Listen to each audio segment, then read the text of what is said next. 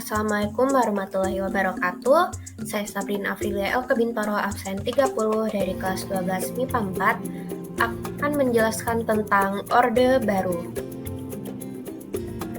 Orde Baru dipimpin oleh Presiden Soeharto dan periodenya adalah dari 1967 hingga 1998. Yang pertama, kita akan membahas mengenai latar belakang dari Orde Baru. Latar belakang dari Orde Baru.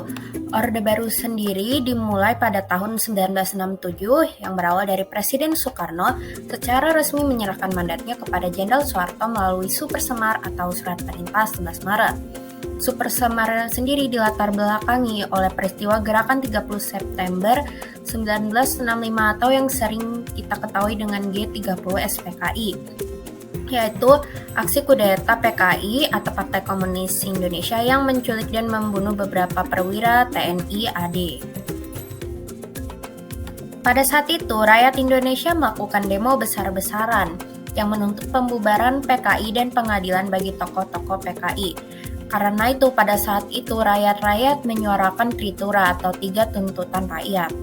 Yang mana yang pertama adalah menuntut pemerintah untuk membubarkan PKI beserta organisasi-organisasi pendukungnya seperti Gerwani, Lekra, PTI, Pemuda Rakyat, dan sebagainya. Yang kedua adalah menuntut pemerintah untuk melakukan pembersihan Kabinet Dwikora atau Dwi Komando Rakyat dari unsur-unsur PKI, seperti Wakil Perdana Menteri I Dr. Andes Subandrio. Kemudian yang ketiga adalah menuntut pemerintah untuk menurunkan harga bahan pokok dan memperbaiki ekonomi, karena kondisi ekonomi di Indonesia tidak stabil sejak era kemerdekaan dan makin memburuk pada pertengahan tahun 60-an.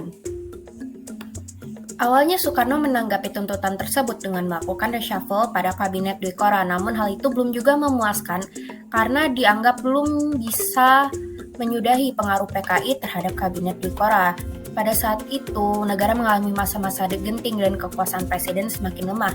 Akhirnya pada tanggal 11 Maret 1966, Soekarno menandatangani surat penunjukan Soeharto sebagai Presiden RI kedua yang dikenal dengan nama Super Semar. Berikutnya, kita akan membahas mengenai akhir dari Orde Baru. Akhir dari Orde Baru pada tahun 1997 terjadi krisis ekonomi yang melanda Thailand dan membuat nilai tukar rupiah terhadap dolar AS mulai merosot hingga 15.000 dolar per dolar. Harga-harga kemudian melambung tinggi sehingga terjadi inflasi ekonomi dan pertumbuhan ekonomi minus 20% hingga 30%, dan KKN di kalangan para pejabat pemerintah menyebabkan krisis kepercayaan dari masyarakat. Kondisi krisis ini membuat ribuan mahasiswa turun ke jalan untuk berdemonstrasi. Tuntutan para mahasiswa adalah sebagai berikut. Yang pertama adalah pemerintah segera mengatasi krisis ekonomi. Yang kedua, menuntut dilaksanakannya reformasi di segala bidang. Yang ketiga, menuntut dilaksanakannya sidang istimewa MPR. Dan yang keempat, meminta pertanggungjawaban presiden. Pada 12 Mei 1998, terjadi tragedi Trisakti. 4 mahasiswa Universitas Trisakti tewas tertembak oleh aparat keamanan saat berdemonstrasi, yang kemudian dikenal sebagai pahlawan reformasi. Namun peristiwa tersebut tidak membuat mahasiswa menjadi takut, malah sebaliknya membuat ribuan mahasiswa dari berbagai perguruan tinggi dari seluruh Indonesia berdemonstrasi di berbagai kampus di Jakarta. Puncaknya pada demonstrasi mahasiswa terjadi pada tanggal 19 hingga 21 Mei 1998 di depan gedung DPR MPR Jakarta sampai tanggal 21 Mei 1998 di Istana Merdeka. Presiden Soeharto mundur dari jabatannya dan sekaligus pengambilan sumpah jabatan oleh B.J. Habibie sebagai Presiden ketiga Indonesia. Kerusuhan besar pada 14 Mei 1998 tidak hanya terjadi di Jakarta tetapi merembet ke kota-kota yang lain seperti Solo, Surabaya, Medan, Makassar, dan Padang. Mahasiswa bersama-sama rakyat yang berdemonstrasi di jalan-jalan semakin gencar menuntut Presiden Soeharto untuk mundur dari jabatannya. Bahkan gedung DPR MPR pun diduduki oleh ribuan mahasiswa. Hal ini diabadikan bahwa di dalam sebuah film, yaitu Di Balik 98. Yang berikutnya, kita akan membahas mengenai kebijakan-kebijakan pada masa Orde Baru. Yang pertama, kita akan membahas mengenai kebijakan ekonomi. Trilogi pembangunan. Tentu saja hal ini sudah sering kita dengar. Pada pemerintahan Orde Baru, mereka memiliki slogan yang menunjukkan fokus utama mereka dalam memberlakukan kebijakan ekonomi, yaitu Trilogi Pembangunan. Trilogi Pembangunan yang itu berisikan tentang yang pertama adalah pemerataan pembangunan dan hasil-hasilnya menuju kepada terciptanya keadilan sosial bagi seluruh rakyat. Yang kedua adalah pertumbuhan ekonomi yang cukup tinggi dan yang ketiga adalah stabilitas nasional yang sehat dan dinamis. Bukan tanpa dasar, trilogi pembangunan dibuat karena Indonesia mengalami inflasi yang sangat tinggi pada awal tahun 1966, kurang lebih sebesar 650% dalam setahun. Tentunya, angka tersebut sangat besar. Salah satu kebijakan Presiden Soeharto pada era Orde Baru yaitu adalah Rencana Pembangunan 5 tahun.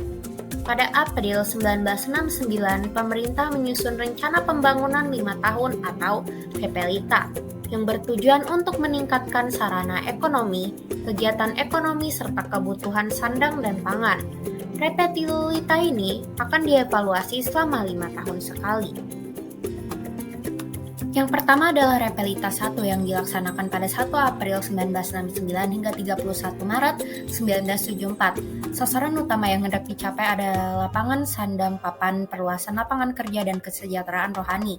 Pertumbuhan ekonomi berhasil naik 3-5,7%, sedangkan tingkat inflasi menurun hingga menjadi 47,8%. Namun kebijakan pada masa REPELITA 1 dianggap menguntungkan investor Jepang dan golongan orang-orang kaya saja. Hal ini memicu timbulnya peristiwa malapetaka 15 Januari atau malari. Kemudian REPELITA 2 yang dilaksanakan pada 1 April 1974 hingga 31 Maret 1979 yang menitikberatkan pada sektor pertanian dan industri yang mengolah bahan mentah menjadi bahan baku. Kemudian ada REPELITA 3 yang dilaksanakan pada 1 April 1979 hingga 31 Maret 1984 yang menekankan pada trilogi pembangunan dengan menekankan pada asas pemerataan, yaitu pemerataan pemenuhan kebutuhan pokok rakyat khususnya pangan, sandang, dan perumahan, pemerataan memperoleh kesempatan pendidikan dan pelayanan kesehatan, pemerataan pembagian pendapatan, pemerataan kesempatan kerja, pemerataan kesempatan berusaha, pemerataan kesempatan berpartisipasi dalam pembangunan, khususnya bagi generasi muda dan kaum wanita, pemerataan penyebaran pembangunan di seluruh wilayah tanah air, dan pemerataan kesempatan memperoleh keadilan. Kemudian ada REPELITA 4 yang dilaksanakan pada 1 April 1984 hingga 31 Maret 1989 yang menitikberatkan pada sektor pertanian menuju swasembada pangan dengan meningkatkan industri yang dapat menghasilkan mesin-mesin sendiri. Kemudian ada REPELITA 5 yang dilaksanakan pada 1 April 1989 hingga 31 Maret 1994 yang menitikberatkan pada sektor pertanian untuk memantapkan swasembada pangan, meningkatkan produksi pertanian, menyerap tenaga kerja, dan mampu menghasilkan mesin-mesin sendiri.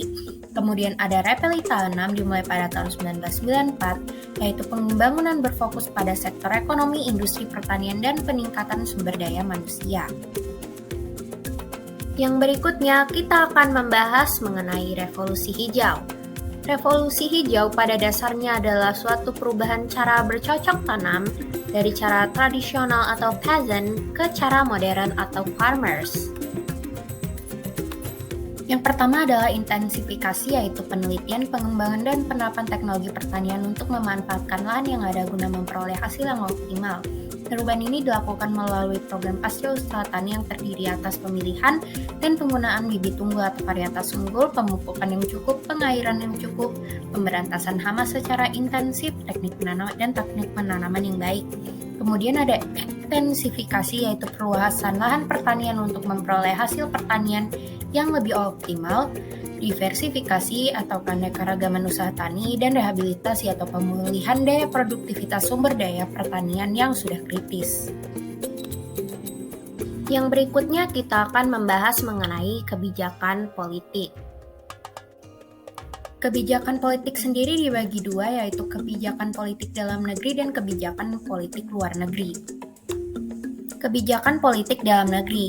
Yang pertama adalah pelaksanaan pemilu 1971. Pemilu yang sudah diatur melalui SPI MPR 1967 yang menetapkan pemilu akan dilaksanakan pada tahun 1971 ini berbeda dengan pemilu pada tahun 1955 atau Orde Revolusi atau Orde Lama.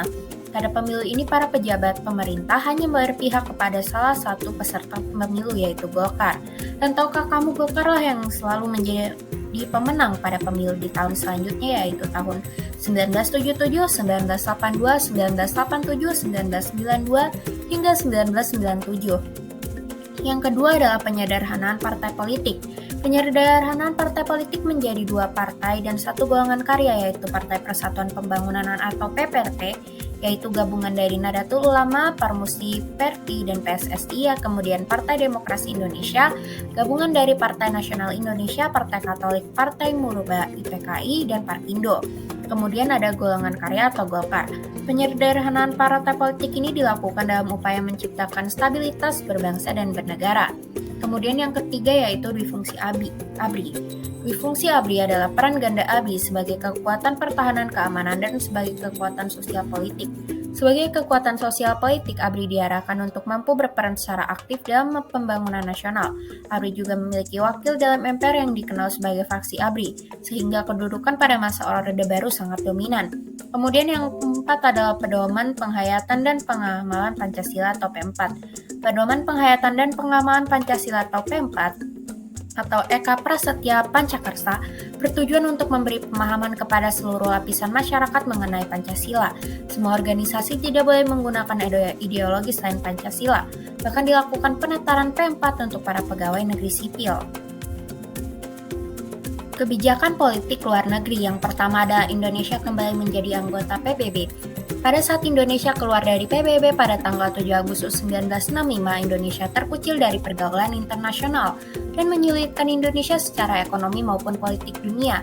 Keadaan ini kemudian mendorong Indonesia untuk kembali menjadi anggota PBB berdasarkan hasil sidang DPR-GR. Pada tanggal 28 September 1966, Indonesia resmi aktif kembali menjadi anggota PBB. Yang kedua adalah pemulihan hubungan diplomatik dengan Malaysia dan Singapura dan pemutusan hubungan dengan Tiongkok. Pada tahun 1965 terjadi konfrontasi antara Indonesia dengan Malaysia dan Singapura. Untuk memulihkan hubungan diplomatik dilakukan penandatanganan perjanjian antara Indonesia yang diwakili oleh Adam Malik dan Malaysia yang diwakili oleh Tun Abdul Razak. Pada tanggal 11 Agustus 1966 di Jakarta, pemulihan hubungan diplomatik dengan Singapura melalui pengakuan kemerdekaan Singapura pada tanggal 2 Juni 1966 dan pemutusan hubungan dengan Tiongkok didasari karena Tiongkok dianggap sebagai dalang dari G30 SPKI karena Tiongkok sangat mendukung PKI pada kala itu. Kemudian yang ketiga adalah memperkuat kerjasama regional dan internasional. Indonesia mulai memperkuat kerjasama baik regional dan internasional dengan melakukan beberapa upaya, yaitu turut serta dalam pembentukan ASEAN. Indonesia menjadi salah satu negara pendiri ASEAN, mengirimkan kontingen Garuda dalam misi perdamaian, ikut berperan dalam KTT non-blok dan berperan dalam organisasi Konferensi Islam atau OKI. Berikutnya kita akan membahas mengenai kelebihan dan kekurangan dari Orde Baru.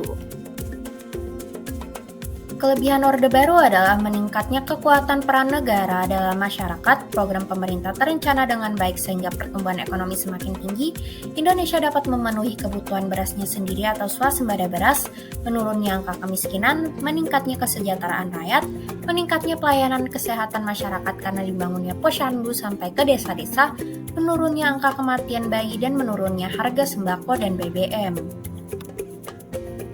Kekurangan dari Orde Baru adalah pemerintahan bersifat otoriter, dominatif, dan sentralis. Sistem perwakilan rakyat hanya bersifat semu, jadi hanya sebagai lambang saja untuk melanggengkan kekuasaan.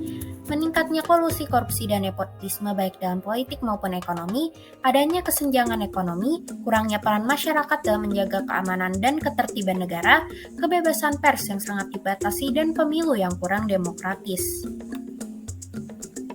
Sekian dari saya, terima kasih. Mohon maaf jika ada salah. Wassalamualaikum warahmatullahi wabarakatuh.